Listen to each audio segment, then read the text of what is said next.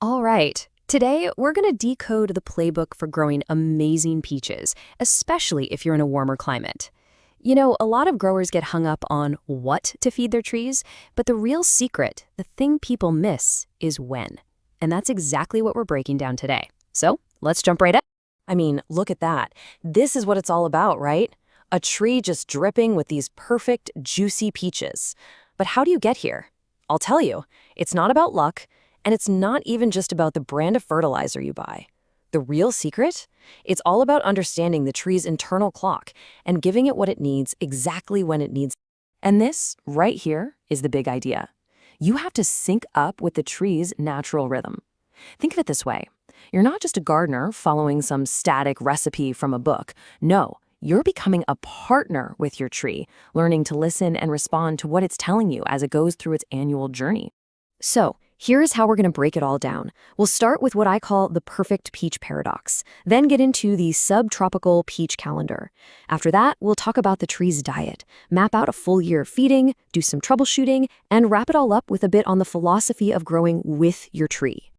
All right, first up, the subtropical peach calendar. And the subtitle says it all, doesn't it? Timing really is everything.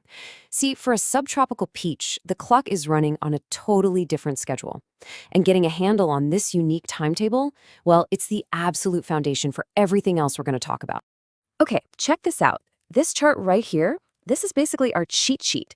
It maps out the entire year in the life of a low-chill peach.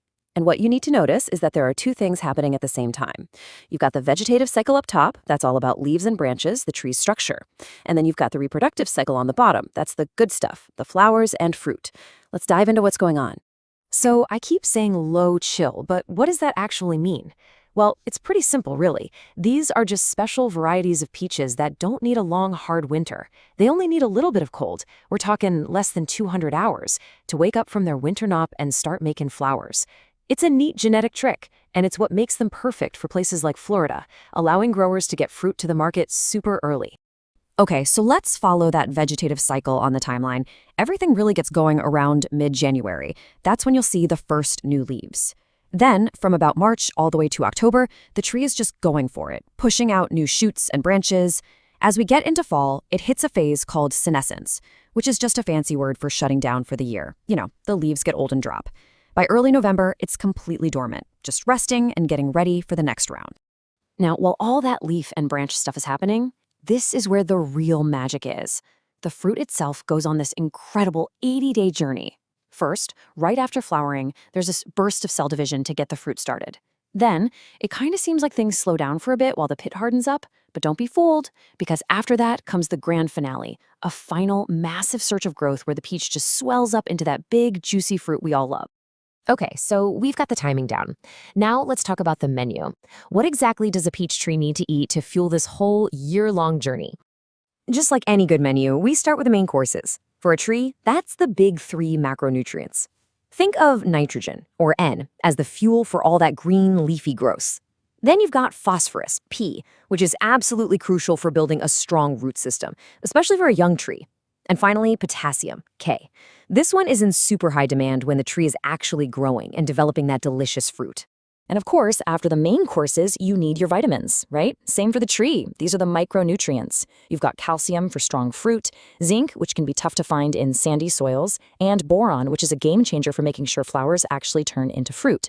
Then there are others like iron and manganese, and for these, a lot of times you'll use what's called a foliar spray, which is basically just spraying a vitamin mist right onto the leaves for a quick boost. Okay, we've got the schedule, we've got the menu, now it's time to put it all together. This is the practical, step-by-step plan for the entire year. This is where all that theory turns into action. You know, the entire strategy here really comes down to one simple, powerful concept: split applications. Instead of dumping a bunch of fertilizer on the tree all at once, you split it up. You have your pre-harvest feeding from January to March, which is all about fueling the fruit that's growing right now.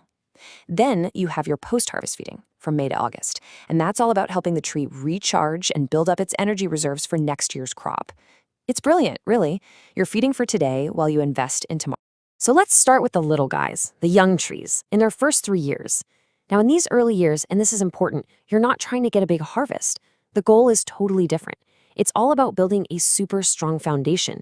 A healthy trunk, a great root system, and a solid structure that's going to support fruit for years and years to come. For a tree in its very first year, you want to think small, consistent meals. You don't want to overwhelm it. So as this table shows, we're just giving it a quarter pound. That's only 4 ounces of a balanced fertilizer, 4 times during the growing season. A little bit in January, March, May, and August. It's a steady little trickle of food that adds up to just 1 pound for the whole year. This encourages good, strong roots without making the tree put on a bunch of weak, leggy growth. Now, as that tree starts to get its feet under it, its appetite just explodes. Look at the progression here. In year 2, we're doubling or tripling the total amount, up to 2 or 3 pounds. And then by year 3, whoa, the tree is basically a teenager, and it needs a whopping 6 to 8 pounds for the year. This ramp up is so important because you're perfectly matching the fertilizer to the tree's growing needs. So what does this actually look like when you're out in the orchard? It's simple. You take your granular fertilizer and you spread it evenly in a circle around the tree. The key thing is you don't want to put it right up against the trunk. You want to spread it out where the little feeder roots are, which is usually anywhere from 1 to 5 feet away from the trunk, just depending on the tree's size. All right, our tree's all grown up now. Once you hit year 4 and beyond, you're in a whole new phase. The goal isn't just about growth anymore.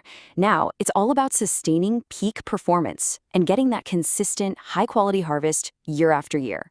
For a mature tree, the plan levels off at about 8 pounds total for the year, still broken into 4 2-pound applications. But just look at the timing. This is where the whole strategy really shines. You feed right after bloom to help those tiny new fruits get established.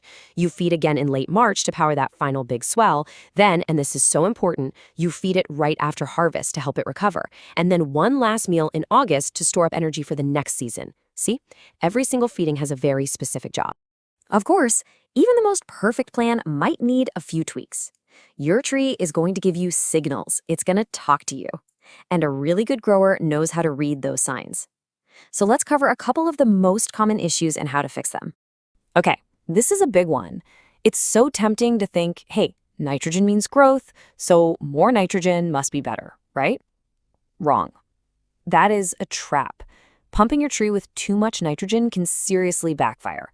You'll get fruit that doesn't color up right, a canopy so thick that sunlight can't get in, which means more pruning work for you, and to top it all off, you're basically putting out a welcome mat for pests and diseases.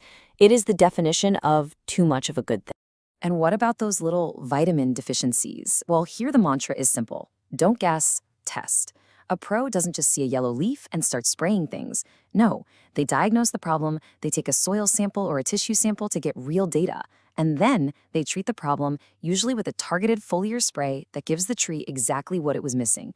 No more, no less. You know, we've gone through a lot of tables, numbers, and schedules. But as we start to wrap this up, let's just zoom out for a second and talk about the core philosophy here. Because being a great grower isn't just about following a recipe. It's about developing a real partnership with your trees. I love this quote from the guide we've been using because it just says it all. Fertilization practices should carefully align with the tree's vegetative and reproductive development cycles. I mean, that's it. That is the entire explainer in one sentence. If you can do that, if you can align what you do with the tree's natural rhythm, you'll always know what to do. So here's where we land. You've got the calendar, you've got the menu, you've got the whole annual plan. You are totally equipped now to stop being just a gardener and to become a true partner to your tree. So the only real question left to ask yourself is, how are you going to partner with your peach tree this year? This is the brief on low-chill peach fertilization. So here's the deal. Growing these peaches in the subtropics, well, it's a real battle against geology. And that's because our sandy soils basically act like a sieve. You put nutrients in and they just wash right out. So how do you handle that? Well, first, you need a strict 50-50 split strategy. Since that sand won't hold onto food, you're going to apply half of your yearly fertilizer before the harvest, think January and March, to really support the fruit. Then the other 50%. That goes on after the harvest is done, around May and August. Second, and this is a big one, do not ignore your trees once the fruit is picked. It's a super common mistake to think the season's over, but these trees keep growing, building leaves and branches for another 200 days. If you skip feeding them then, the tree just won't have the energy to fruit next season. And finally, you gotta hit your specific nutrient targets. You're looking at about 100 pounds of nitrogen per acre annually, but the trick is splitting it into 4 small doses so it doesn't just leach away. And since potassium moves fast, you'll want to use a blend that already includes micronutrients, like zinc and boron, so you don't need separate sprays. So really, success just comes down to fighting that sandy soil by splitting your nitrogen and potassium into 4 windows, with half the work happening long after you've already picked the peaches. Active nutrient management is the only way to ensure your orchard stays productive, year after year.